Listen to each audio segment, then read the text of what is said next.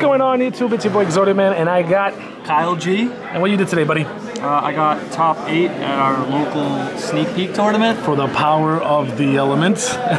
Did you pull anything good today? I didn't pull super good, but I had a good time. All right. That's all that matters. All right, so let's get into your deck profile.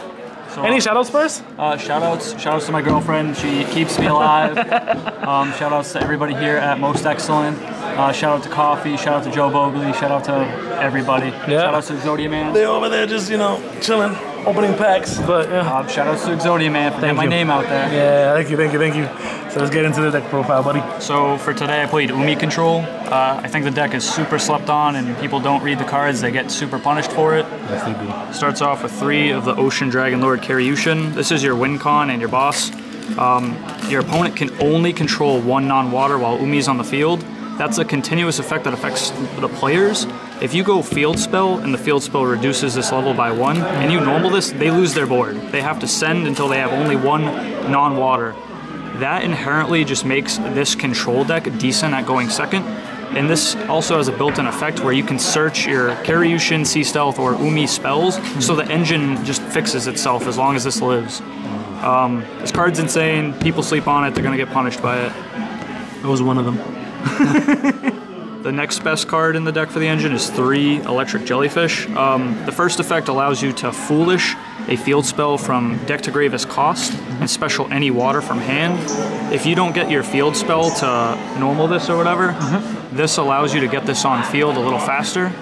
Then, while you have your field spell, this is a monster or spell effect negate. It doesn't affect the activation, but then every time it does, it permanently gains 600 attack and 600 D. After 3 or 4 turns of you playing control, this thing becomes huge and they can't deal with it.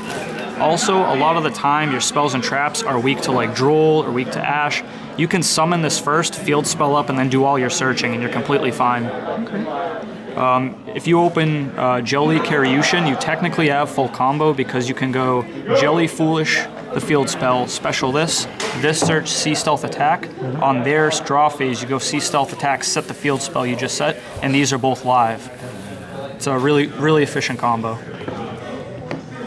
For utility archetypal ones, I run 1 Doomkraken and 1 Mega Fortress Whale. So Doomkraken is your hand trap.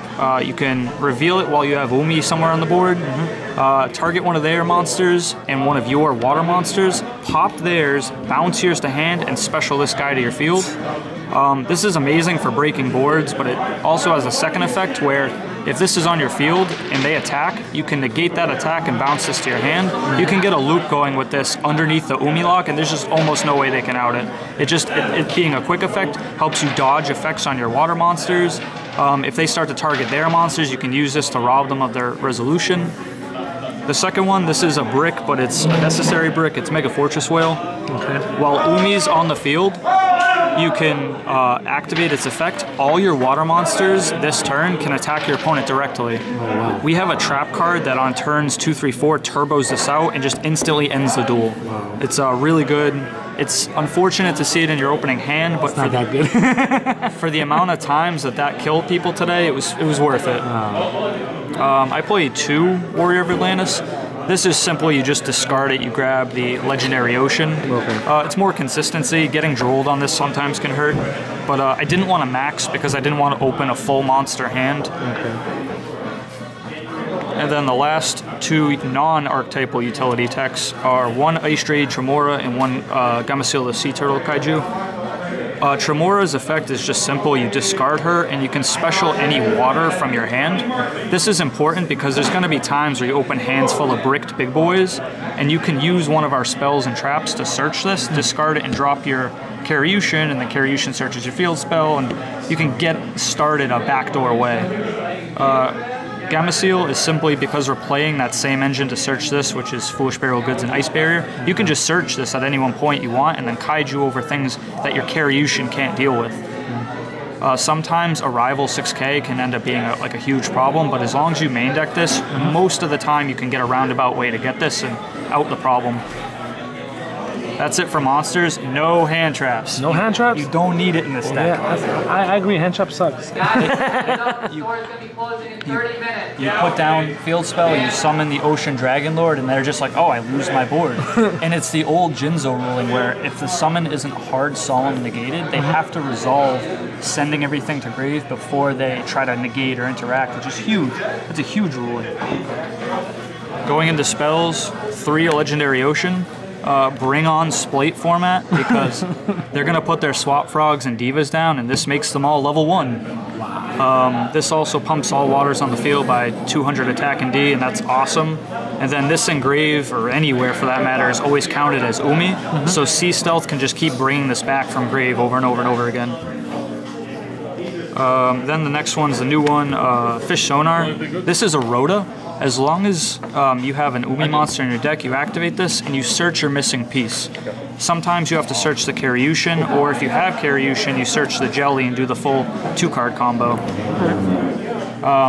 You can also summon a Vanilla from the deck. I didn't opt to play it today, but the Vanilla does come up for additional pushes at time, but that's up to you if you want to add the Garnet. Next is Consistency, 3 Prosp. You actually need this because this one digs you for whatever piece you're missing, whether it's Field Spell or Karyushin or Traps, or you just dig for what you want. And then 3 Duality. This card was awesome all day today. The only thing you have to be careful of is if you Duality, you can't use the Special Summon Jelly effect, and you can't use Tremora. That, as well as some of your Traps special summon, you just got to play around that. You need minimally 6 consistency boosters, because if you don't, there's times where you just open all field spells or all water monsters. And can people play POTE Extravagance instead of? You can play Extravagance, which is what I was originally playing over these. But the issue is if you open Prosp, you can't Extrav. You open Extrav, you have trouble Prosping. Oh, okay, so it's just a little collide. Yeah, sometimes it can come up to be awkward. All right. Then it's 2 Foolish Burial Goods. This was the card I was talking about earlier where you can use it to send Ice Barrier. And Ice Barrier is a Foolish Burial into add any water from grave to hand. This gets you to your Karyushin, your Kaiju, your Tremora. Then it has like a battle effect I'll go over later when I get to it, but you're basically Foolish Burialing to send that to get anything you want, so you have more Rhodas of different names. The only reason I didn't put this at 3 today was I recently had trouble bricking where I opened multiple and they were dead. It's a really good card because you can open Field Spell or any other card, and as long as you have this, you can get to your 2-card combo. Last utility techs, 1 Fury of the Karyushin and 1 Sea Stealth 2. This prevents your water monsters from being targeted by non-waters effects. It comes up in the grindier matchups, as well as you can use this on the field and it counts itself as Umi. So you can activate this, normal summon your Jellyfish and try to do the Jelly combo, and they can't Veiler you. Additionally, this can help you break boards because you can activate it and just enter battle phase and then drop your Karyushin, and the Karyushin immediately takes effect because of this. Okay. It's really good. Fury ends up searching Trap card. Bye.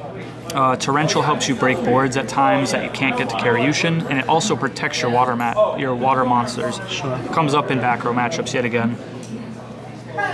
Traps, 3 Sea Stealth attack. This card's like MVP. You do 2-card combo with this and Dark Reef, and you get your full setup in your board because you go Chainlink 1, Dark Reef, send the field spell you have face up, summon 2, Chainlink 2 Sea Stealth attack, put the field spell back, and your 2 are now live, and you can do that on their draw or standby or in the middle of their turn, and it can just totally kill people. Okay. The only reason you don't want to max on this is because it ends up making clunkier hands if you don't have field spell to send off of it. That's like very rare, but I still don't want to open myself up to it. Freaking shark people over here. 2 Torrentials. And then 3 of the Gozen. If you go Karyushin Gozen, it literally puts them on like Kaiser Coliseum almost. They can only have 1 attribute, and that can only be 1 non-attribute. So it's like, it just locks them out. If you face any combo and you do that lock backed by Jelly, like, they need very particular outs to out all of it. Okay. And then the last 2 is the 2 of Ice Barrier. So this has that beautiful graveyard effect to dump and then search, which is important. But the first effect of it is when an attack is declared involving your opponent's monsters, even if you attack into it, you make that monster's attack 0 and negate its effect. Those effects are permanent. You can negate something and just let it linger. It doesn't target, so this can out like weird things like Dragoon or big unaffected or big untargetables. Yeah. That hit me. Yeah. I was surprised by that. In our matchup, there was one time where he was low on life, and I was like, I think this is my out, and I attacked him to his golden lord, and I was like, 0. I couldn't make it 0, 15, but you're low, and he was like, you got me. Yeah, you got me. So we got the extra deck, right? Yes, extra deck's next. I'll go quick. I'll tell you outright, the extra deck doesn't even matter. It's fodder for your pot cards. Okay. It very rarely comes up. 2 Shark, Bahamut for 2 Toad.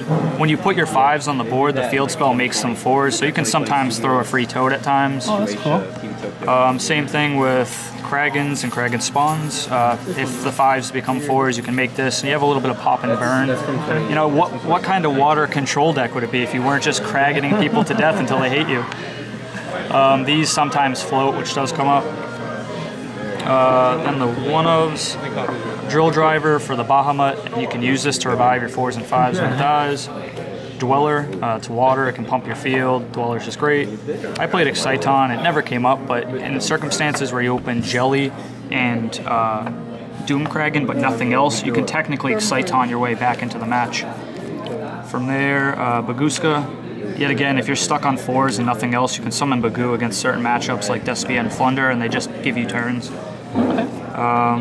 And Zeus, because if any of these live, you can just Zeus after.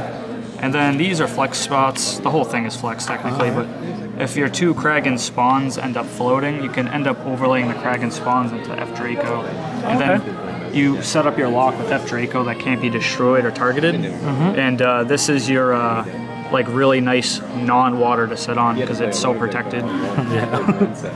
I'm pretty sure you want to keep the side to yourself, correct? I'll go over it. I don't mind. Oh, okay. Nobody, who's playing this? Yeah.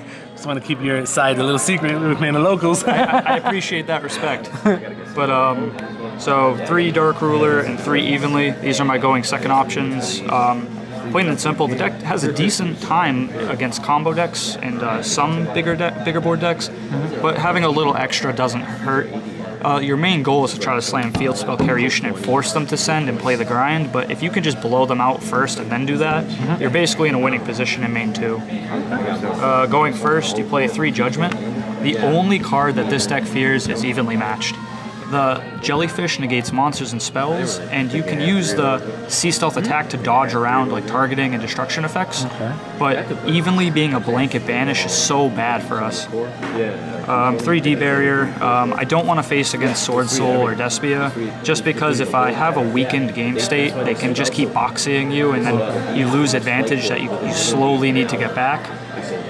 D-Barrier is just a generally good card. It also stops Zeus and a few other things that are problematic for the deck. And then the last 3 in the side are just back row removal. Yeah, there's times where you face grindier matchups like Lich or field spell decks or whatnot that you just don't want to lose to Mystic Mine or a Floodgate that you can't handle. For the most part, 9 out of 10 Floodgates you can deal with, but there's 1 or 2 that can sometimes hurt when you're going for lethal. Okay. Well, yeah, that was the deck. Thanks for having me, buddy. Yeah, thanks for having me on. All right. Appreciate it. Deuces!